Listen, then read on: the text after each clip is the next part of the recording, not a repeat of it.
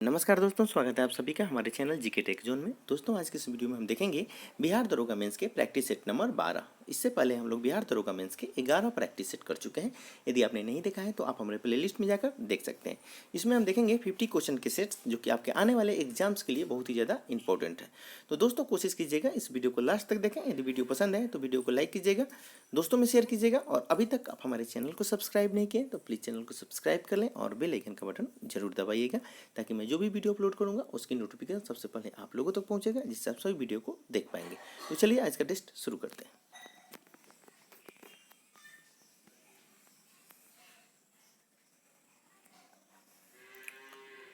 पहला क्वेश्चन है, निम्न में से किस हड़प्पाकालीन स्थल से हल्का टेरा कोटा प्राप्त हुआ? इसका सही आंसर बताना है आपको कि निम्न में से किस हड़प्पाकालीन स्थल से हल्का टेरा कोटा प्राप्त हुआ। 4 विकल्प हैं, अच्छी तरह पढ़ लें और सही आंसर बताने का प्रयत्न करेंगे।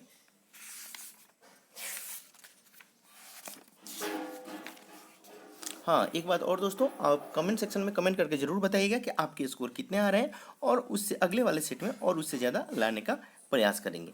इसका सही आंसर हो जाएगा बनावली। ठीक है, ऑप्शन नंबर बी जो कि इसका सही आंसर है। चलिए अगला प्रश्न देखते हैं। सांची का स्तूप किसने बनवाया था?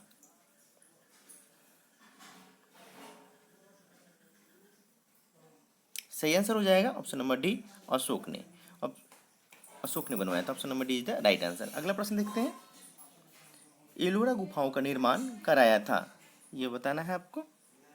सही आंसर हो जाएगा राष्ट्रकूटों ने, ऑप्शन नंबर सी इसका सही आंसर हो जाएगा। नेक्स्ट क्वेश्चन है, कोणार्क का सूर्य मंदिर किसने बनवाया था? सही आंसर हो जाएगा, जल्दी से बताएं। नरसिंह देव बर्मन ने, option number A is the right answer. अगला प्रश्न है, अंग्रेजों ने रैयतवारी बंदोबस्त कहाँ लागू किया था? मद्रास और बम्बई, ध्यान दीजिएगा, बम्बई प्रेसिडेंसी। ठीक है, ऑप्शन नंबर डी इसका सही हो जाएगा, मद्रास और बम्बई प्रेसिडेंसी। ठीक है, option number D is the right answer. अगला क्वेश्चन देखते हैं। भारतीय राष्ट्रीय कांग्रेस के सर्वप्रथम मुस्लिम अध्यक्ष थे? सही आंसर हो जाएगा Badruddin Tyab, option number D is the right answer.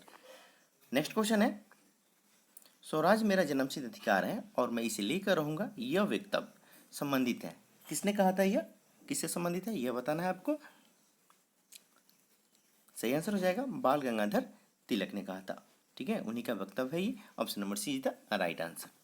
Next question है, जलियांवाला बाग नरसंहार किस गांधीवादी सत्याग्रह के संबंध में हुआ, यह बताना है आपको।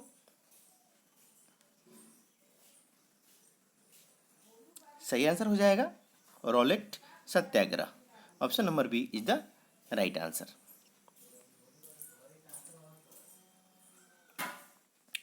चलिए नेक्स्ट क्वेश्चन देखते हैं। स्वराज पार्टी को संस्थापित किया था? सही आंसर हो जाएगा सी.आर. दास तथा मोतीलाल नेहरू ने, option number C is the right answer. Next question है, भारतीय स्वाधीनता संघर्ष से संबंधित निम्नलिखित घटनाओं को उनके सही क्रम में रखकर सही कूट चुनिए।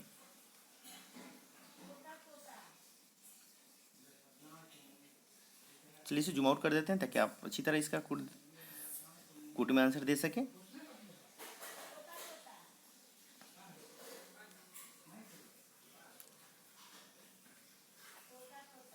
सही आंसर हो जाएगा ऑप्शन नंबर सी। सबसे पहले गांधी इरविन समझौता, उसके बाद हुआ भगत सिंह को फांसी, उसके बाद आ जाएगा भारतीय राष्ट्रीय कांग्रेस का कराची अधिवेशन और द्वितीय गोलमेज सम्मेलन। ठीक है, सही क्रम में रखकर कूट चुनिए, तो इसका ऑप्शन नंबर सी सही आंसर हो जाएगा। अगला क्वेश्चन देखते हैं।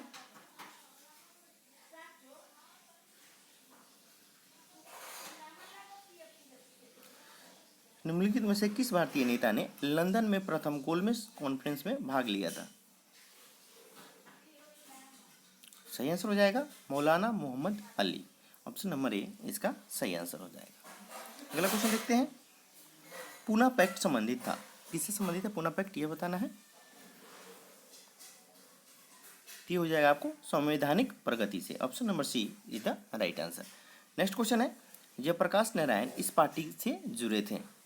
किस पार्टी से जुड़े थे जयप्रकाश नारायण? 4 विकल्प है, आपको इसमें सही आंसर बताना है। तो हो जाएगा कांग्रेस सोशलिस्ट पार्टी से जुड़े थे, ठीक है, Jayaprakash Narayan. Option number C इसका सही आंसर होगा।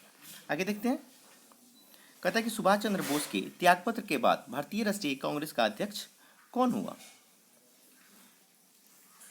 सही आंसर हो जाएगा Rajendra Prasad. Option number C is the right answer. Next question है, निम्नलिखित में से किस आंदोलन के साथ अरुणा आसफ अली जुड़ी है? तो जुड़ी है भारत छोड़ो आंदोलन के साथ, ठीक है। ऑप्शन नंबर डी यहाँ पे इसका सही आंसर है। अगला क्वेश्चन देख लेते हैं, भारत सरकार अधिनियम 1935 निम्नलिखित में से किसकी रिपोर्ट पर आधारित था? ध्यान दीजिएगा और इसका सही आंसर बताएंगे आप। राइट आंसर हो जाएगा Simon commission. Option number D is the right answer. अगला प्रश्न है, कहता कि निम्नलिखित में से भारतीय कांग्रेस के किस अधिवेशन में महात्मा गांधी ने कहा था गांधी मर सकते हैं परंतु गांधीवाद सदैव बना रहेगा? किस अधिवेशन में कहा था यह बताना है आपको। सही आंसर हो जाएगा कराची अधिवेशन में 1931 में गांधी जी ने कहा था गांधी मर सकते हैं परंतु गांधीवाद सदैव बना रहेगा। Option number D is the right answer. अगला प्रश्न देखते हैं, भारतीय राष्ट्रीय आंदोलन पर इंडियन स्ट्रगल नामक पुस्तक लिखी गई थी। सही आंसर हो जाएगा सुभाष चंद्र बोस के द्वारा लिखी गई थी इंडियन स्ट्रगल नामक पुस्तक भारतीय राष्ट्रीय आंदोलन पर। ऑप्शन नंबर ए इसका सही आंसर हो जाएगा। आगे देखते हैं,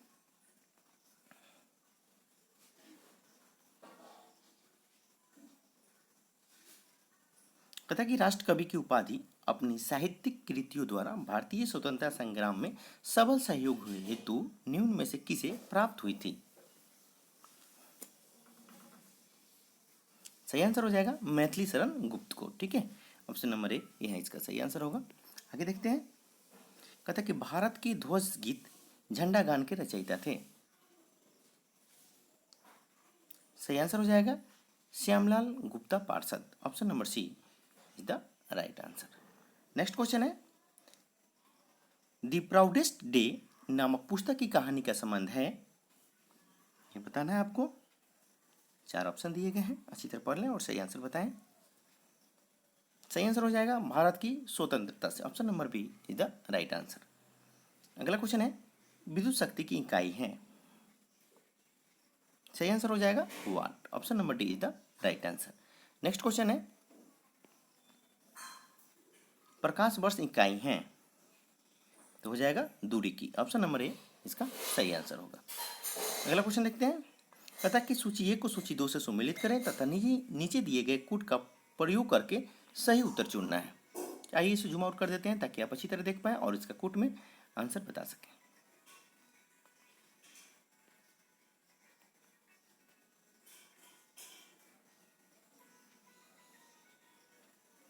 उम्मीद करते हैं आप लोग देख पा रहे होंगे। इसका सही आंसर बताना है आपको, अच्छी तरह पढ़ लें और आंसर बताएं।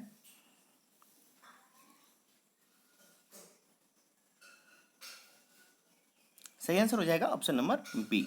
चलिए देख लेते हैं यहाँ पे, त्वरण न्यूटन से, ठीक है। और क्या है बल, तो बल का किससे हो जाएगा आपका, तो मीटर प्रति सेकेंड स्क्वायर। उसके बाद है आपका कृति कार्य, तो उसका हो जाएगा आपका जूल, ठीक है। उसके बाद है आवेग, ठीक है, तो आवेग का क्या हो जाएगा,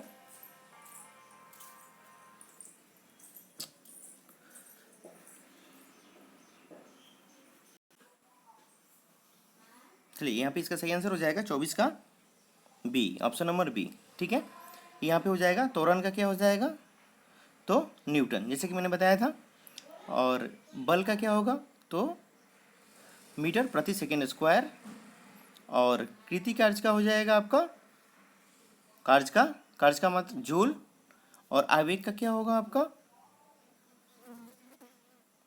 न्यूटन सेकेंड, ठीक है। ऑप्शन नंबर बी यहाँ पे इसका सही आंसर होगा। चलिए अगला क्वेश्चन देख लेते हैं,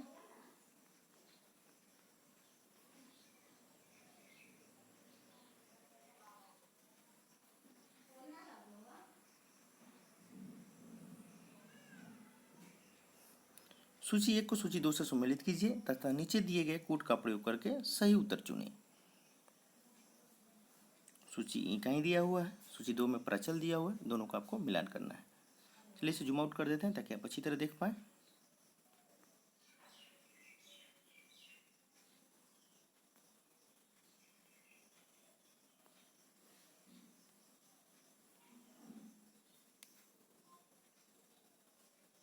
सही आंसर हो जाएगा ऑप्शन नंबर सी। ठीक है, आइए देख लेते हैं। वाट का क्या हो जाएगा, वाट शक्ति का, और नॉट ये हो जाएगा आपका समुद्री जहाज की गति। ठीक है, और नॉटिकल मील होता है आपका नौ संचालक। ठीक है, और कैलोरी जो होता है ऊष्मा का मात्रक। ठीक है, ऑप्शन नंबर सी यहाँ पे इसका सही आंसर है। अगला क्वेश्चन देखते हैं।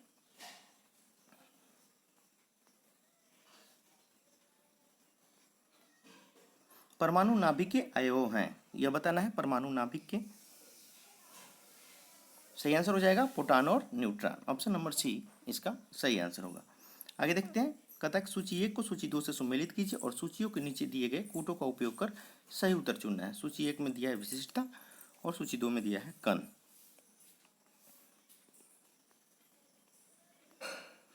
इसे जूम आउट कर देते हैं ताकि आप अच्छी तरह देख पाएं और सही आंसर बताएं।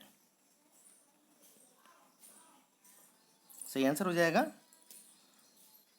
देखिए ऑप्शन नंबर ए का क्या हो जाएगा यहाँ पे, तो सुंदरमान का हो जाएगा आपका न्यूट्रिनो, और आंशिक आवेश का होता है क्वार्क, और आंशिक प्रसंकरण का हो जाएगा आपका पॉजिट्रॉन, और पूर्णांक प्रसंकरण का हो जाएगा आपका फोनॉन। ठीक है, तो यहाँ पे ऑप्शन नंबर ए इसका सही आंसर है।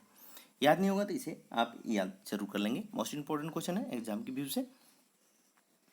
और इसके अलावा हमने जो साइंस के लगभग 25 प्रैक्टिस सेट करा चुके हैं, उसे भी आप देख सकते हैं। आपके आने वाले एग्जाम्स में बहुत ही हेल्पफुल साबित होगा, तो उसे भी आप बना लेंगे। और साथ में प्रीवियस क्वेश्चन आप एग्जाम देने से पहले जरूर एक बार सॉल्व करें। हमें अभी तक जितने भी प्रीवियस ईयर क्वेश्चन हुए हैं उसमें आप हमारे प्लेलिस्ट में जाकर देख सकते हैं, उसे आप बना सकते हैं। चलिए यहाँ पर देखते हैं। क्रय कथन ये है कि उच्चतर तापमानों पर रासायनिक तीव्रतर हो जाती है। कारण कह रहा है कि उच्चतर तापमानों पर आणविक गति और द्रुत हो जाती है।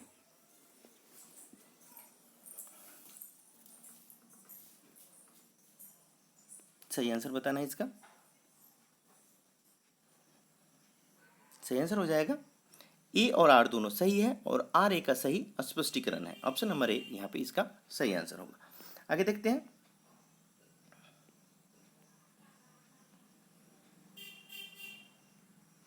कथा कि निम्नलिखित में से कौन सा एक कथन सही नहीं है। ध्यान दीजिएगा, सही नहीं है यह बताना है। अच्छी तरह पढ़ लेंगे चारों ऑप्शनों को, जो सही नहीं है उसे बताना है। तो यहाँ पे सही आंसर हो जाएगा इस प्रश्न का, जो कि सही नहीं है। किसी विलयन में विलयों के योग से इसका जल विभव बढ़ जाता है। ठीक है, ऑप्शन नंबर बी इसका सही आंसर है इस प्रश्न का, जो कि यह कथन सही नहीं है। चलिए अगला क्वेश्चन देखते हैं। कथा की सूची 1 तथा सूची 2 से सुमेल कीजिए और सूचियों के नीचे दिए गए कूट का प्रयोग करते हुए सही उत्तर का चयन कीजिए। सूची 1 और सूची 2। ठीक है, यहाँ पे पक्षी हैं दिए गए हैं, वंशागति, पर्यावरण और जीवाश्म, और उसके अध्ययन को क्या कहते हैं ये बताना है आपको कूट में। चलिए जूम आउट कर देते हैं ताकि आप अच्छी तरह देख पाएं और इसका सही आंसर बता सकें।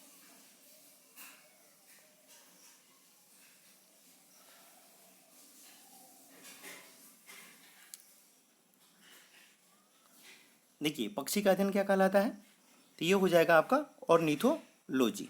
ठीक है, और वंशागति तो ये हो जाएगा आपका जेनेटिक्स से।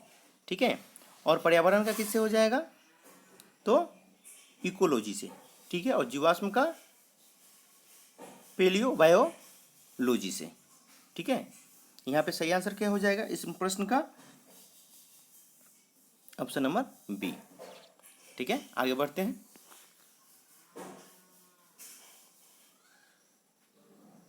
रेशम कीट पालन को कहते हैं। सही आंसर हो जाएगा sericulture. Option number C is the right answer. अगला क्वेश्चन है। डार्विन द्वारा प्रस्तुत प्राकृत वर्णवाद निम्न में से किस पर आधारित है? सही आंसर हो जाएगा उपयुक्त सभी पर। ठीक है, ये तीनों पे ही आधारित है। ऑप्शन नंबर डी यहाँ पे इसका सही आंसर होगा। आगे देखते हैं। कहता है कि निम्नलिखित जंतुओं पर विचार कीजिए। समुद्री गाय, समुद्री घोड़ा, समुद्री सिंह। उपयुक्त में से कौन सा से स्तनधारी है यह बताना है।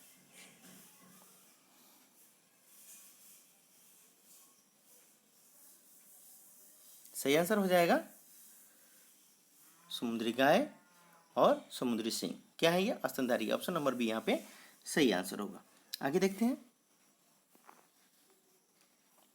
कह रहा है कि निम्नलिखित में से कौन सा जानवर बिना पानी पिए लंबे अवधि तक जीवित रह सकता है? अवधि तक रह सकता है, सॉरी, लंबी लंबी अवधि तक रह सकता है। यह क्वेश्चन में दे दे कि जीवित रह सकता है, ऐसे भी हो सकता है। इसका सही आंसर क्या हो जाएगा? कंगारू चूहा। ठीक है, ऑप्शन नंबर डी जो कि इसका सही आंसर है। आगे देखते हैं।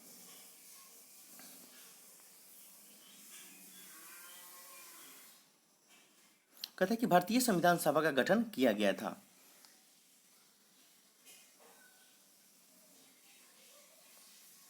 सही आंसर हो जाएगा कैबिनेट मिशन योजना 1946 के अंतर्गत।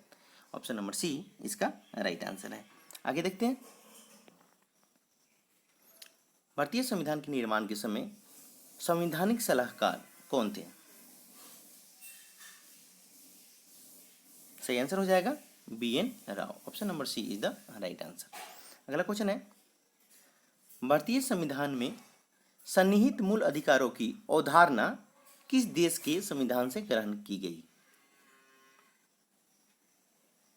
यह बताना है किस देश के संविधान से ग्रहण की गई है।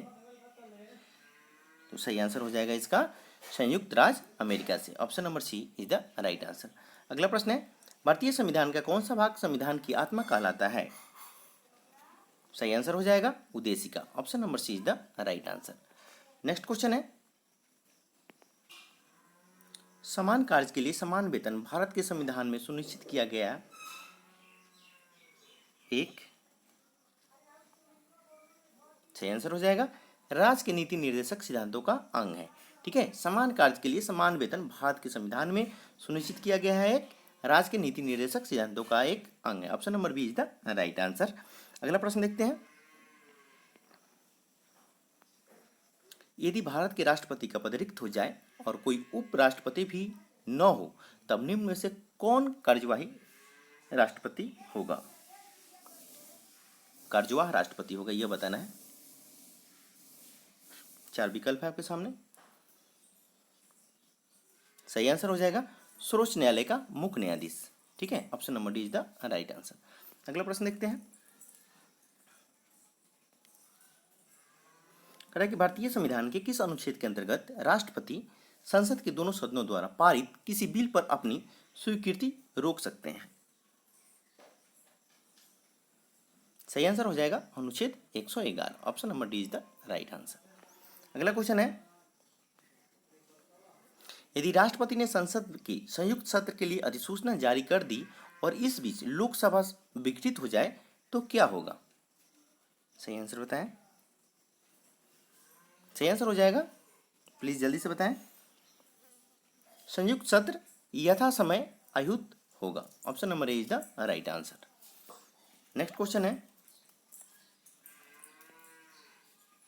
चलिए इसे जूम आउट कर देते हैं। यहाँ पे देख रहे हैं जैसा कि आप भारत के एक राज्य के राज्यपाल से संबंधित निम्न कथनों पर ध्यान दीजिए। इसका कूट में आंसर देना है। जूम आउट कर देते हैं ताकि आप अच्छी तरह देख पाएं और इसका सही आंसर बता सकें।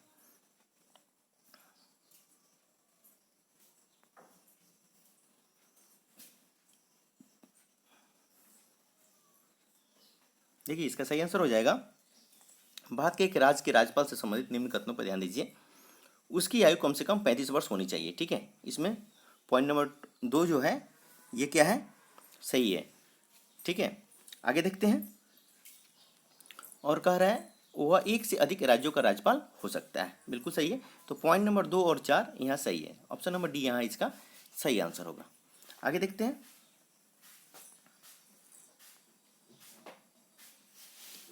किस अनुच्छेद के अनुसार भारत के राष्ट्रपति द्वारा राष्ट्रीय आपातकाल की घोषणा की जा सकती है?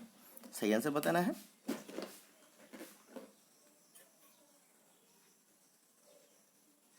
सही आंसर हो जाएगा अनुच्छेद 352। Option number A is the right answer. चलिए नेक्स्ट क्वेश्चन देखते हैं।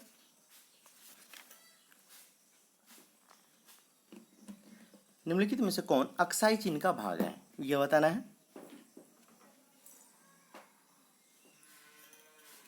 सही आंसर हो जाएगा लद्दाख पठार। ऑप्शन नंबर डी इसका सही आंसर हो जाएगा। अगला प्रश्न देखते हैं। कह रहा है कि निम्नलिखित कथनों पर विचार कीजिए। चलिए इसे जूम आउट कर देते हैं और इसका, ताकि आप अच्छी तरह देख पाए। उम्मीद करते हैं आप लोग देख पा रहे होंगे, जूम आउट करने की कोई जरूरत नहीं है। चलिए देखिए, कह रहा है कि निम्नलिखित कथनों पर विचार कीजिए। चलिए पॉइंट नंबर 1 क्या कर रहा है कि भारत में हिमालय केवल 5 राज्यों में फैला हुआ है, पश्चिमी घाट केवल 5 राज्यों में फैले हुए हैं, पुलिकट झील केवल 2 राज्यों में फैली हुई है। कहता है कि उपयुक्त कथनों में से कौन सा सही है, यह बताना है आपको। देखिए यहाँ पे सही आंसर इसका क्या है, तो केवल ये पॉइंट नंबर 3 है। ठीक है, पुलिकट झील केवल 2 राज्यों में फैली हुई है। Option number B is the right answer. चलिए अगला प्रश्न देखते हैं। भारत की प्राचीनतम पर्वत श्रेणी है, यह बताना है। सही आंसर हो जाएगा Aravalli. Option number A is the right answer. Next question है, दक्षिण भारत की सबसे ऊंची चोटी है। सही आंसर हो जाएगा Anai Mudi. Option number A is the right answer. Next question है, कहता है कि उत्तर से शुरू कर दक्षिण की ओर नीचे दी गई पहाड़ियों का सही अनुक्रम कौन सा है? चलिए इसे जूम आउट कर देते हैं ताकि आप अच्छी तरह देख पाए। क्वेश्चन लंबे हैं, उम्मीद करें आपको दिख पा रहा होगा।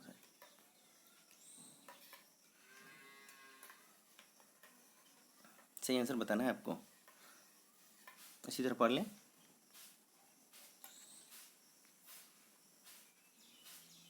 सही आंसर हो जाएगा अन्नामलाई पहाड़ियाँ, जवादी पहाड़ियाँ, नीलगिरी पहाड़ियाँ, अन्नामलाई पहाड़ियाँ। ठीक है, ऑप्शन नंबर सी यहाँ पे इसका सही आंसर होगा। चलिए आगे देखते हैं।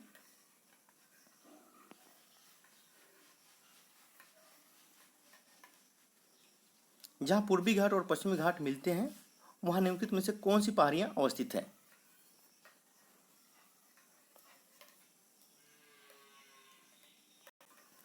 देखिए इसका कह रहा है कि जहाँ पूर्वी घाट और पश्चिमी घाट मिलते हैं वहाँ निम्नलिखित में से कौन सी पहाड़ियाँ अवस्थित हैं। तो इसका ऑप्शन तो मैं आपको बता दे रहे हैं यहाँ पे। चलिए यहाँ पे लिख कर बता देते हैं ताकि आपको ध्यान भी रहेगा। देखिए पॉइंट नंबर 1 कह रहा है यहाँ पे एक नंबर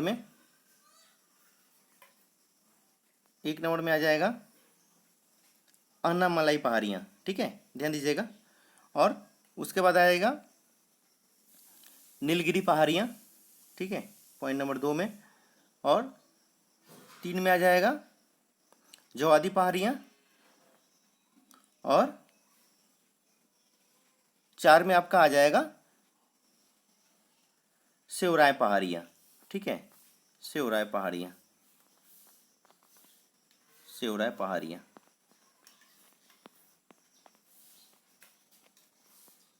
इसका सही आंसर बताना है आपको। ठीक है, जहाँ पूर्वी घाट और पश्चिमी घाट मिलते हैं वहाँ निम्नलिखित में से कौन सी पहाड़ियाँ अवस्थित है? तो इसका सही आंसर हो जाएगा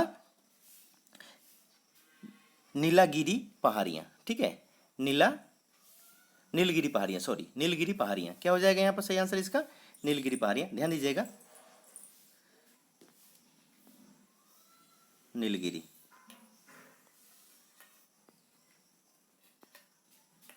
नीलगिरी पहाड़ियाँ। ठीक है, इस प्रश्न का सही आंसर हो जाएगा नीलगिरी पहाड़ियाँ। ध्यान दीजिएगा। ठीक है, नीलगिरी पहाड़ियाँ। उम्मीद करते हैं आपको समझ में आ गया होगा। दोस्तों फिर भी आप लोगों का कोई भी इंक्वायरी रह जाता है तो कमेंट सेक्शन में आप कमेंट करके पूछ सकते हैं। तो दोस्तों ये वीडियो आप लोगों को कैसा लगा? यदि वीडियो आप लोगों को अच्छा लगा हो तो वीडियो को लाइक कीजिए और दोस्तों में ज़्यादा से ज़्यादा इसको शेयर करें आप लोग फेसबुक और व्हाट्सएप के माध्यम से, ताकि हमारे जितने भी भाई लोग हैं जो बिहार दरोगा की तैयारी कर रहे हैं, जिसका संभावित तिथि ऑफिशियली नोटिफिकेशन तो जारी नहीं किया गया है, लेकिन उम्मीद है कि 15 जून से पहले, सॉरी जुलाई से पहले ऑफिशियल वेबसाइट पर अपलोड कर दिए जाएंगे। आप लोग का जो एग्ज़ाम है 23 अगस्त को निर्धारित किया गया है, तो इसमें लग जाए, समय कम है। और आप हमारे चैनल पे नए हैं और अभी तक सब्सक्राइब नहीं किए तो प्लीज़ चैनल को सब्सक्राइब कर लीजिए और बेल आइकन का बटन जरूर दबाइएगा। मिलते हैं अगले वीडियो में, तब तक के लिए धन्यवाद।